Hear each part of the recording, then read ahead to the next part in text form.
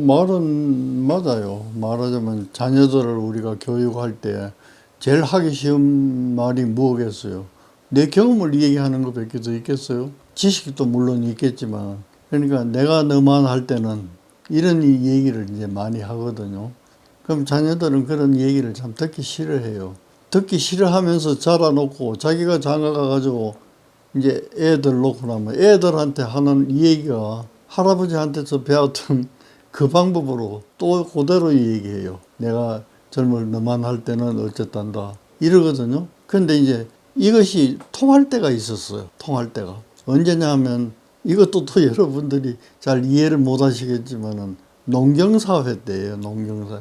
우리가 전부 농사 짓고 살 때, 농사 짓고 살 때는 내가 초등학교 다닐 때만 해도 직업군에 뭐 가족 직업이 뭐냐 이걸 적어내라고 하면 농업이 80%였어요. 그런데 지금 농업이 얼마냐? 20%도 안 될걸요. 역전해가지고. 자, 농경사회 때는 흐름이 늦어요. 흐름이.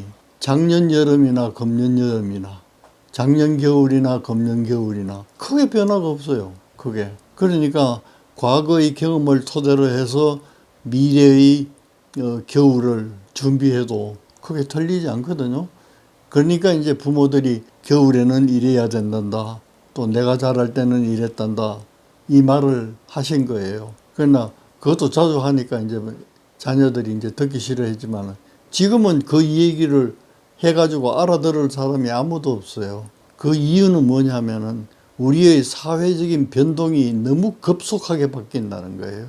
너무 급속하게. 그 내가 경험한 이 세대의 변화만 하더라도 처음에는 농경사회에 살았어요. 그 다음에는 혁명이 일어나고 6.25가 일어나고 그럴 때 이제 산업사회로 들어간 거예요. 산업사회에 들어갔다 그 다음에 중공업사회로 들어가요. 그 다음에는 정보사회로 들어가고 요새는 뭐 IT 산업 이렇게 변하는 게 최근 100년 사이에서 일어난 거예요. 농경사회에서 산업사회까지 오기까지는 몇천 년이 걸린 거예요. 근데 그 몇천 년이 걸려서 변화하던 사회가 100년 사이, 더군다나 우리나라 그치 압축 성장하는 이런 데서는 5, 60년 사이에 사회 변동이 그만큼 심해진 거예요.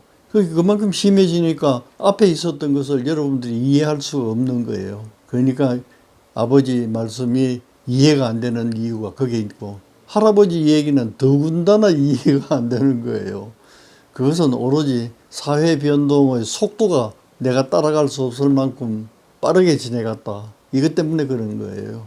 근데 이제 빠르게 지내가는 거는 그게 적응하려면 일정한 시간이 걸리잖아요, 우리가. 근데 이제 그런 시간이 걸리는데 시간을 투자를 하다 보면 이미 다른 세계가 또 와 있는 거예요.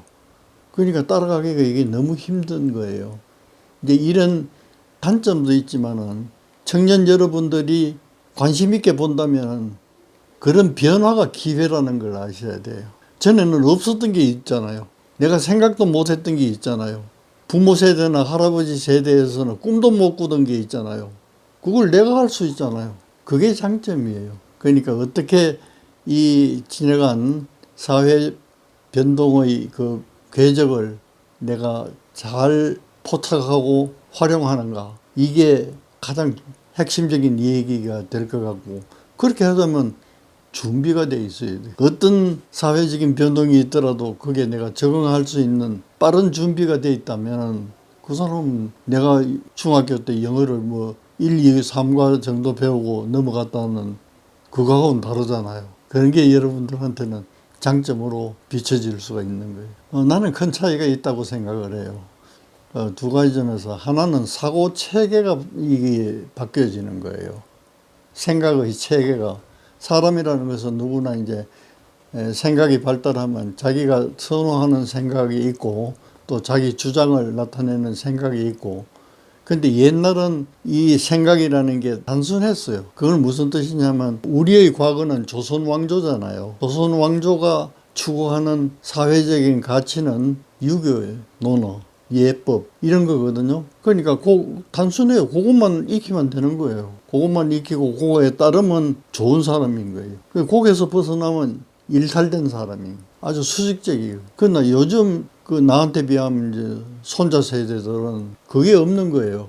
그 한 가지의 가치 체계 속에서 자라나지 않아요. 다양한 가치 체계. 예를 들면 유교 체계가 그때 조선조에서는 국가적인 가치였지만은 지금 대한민국에서는 유교라는 것은 많은 종교 가운데 하나의 체계, 가치 체계일 뿐이지 그것이 대한민국을 주도하는 가치 체계는 아니란 말이에요. 그럼 뭐가 주도를 하냐? 뭐가 주도한다고 딱 집어서 얘기하기 어려워요. 그게 뭐냐면 다양성이에요. 이것도 있고 저것도 있고 저것도 있고 이렇게 다양하니까 그것이 아우러져서 하나의 가치 체계를 형성해서 우리 사회를 이끌어가는 거예요. 그러니까 거기에 적응하는 내 손자 세대하고 그거보다 조금 이전에 그런 단일한 가치 체계에서 살았던 부모하고 비교할 바가 못 되죠. 비교한다고 해도 이해하기가 어렵고 그걸 이해시키자면 역사 공부하듯이 처음부터 이렇게 설명이 들어가야 아 그런가 보다 이거지 이해하기가 어려울 것 같은데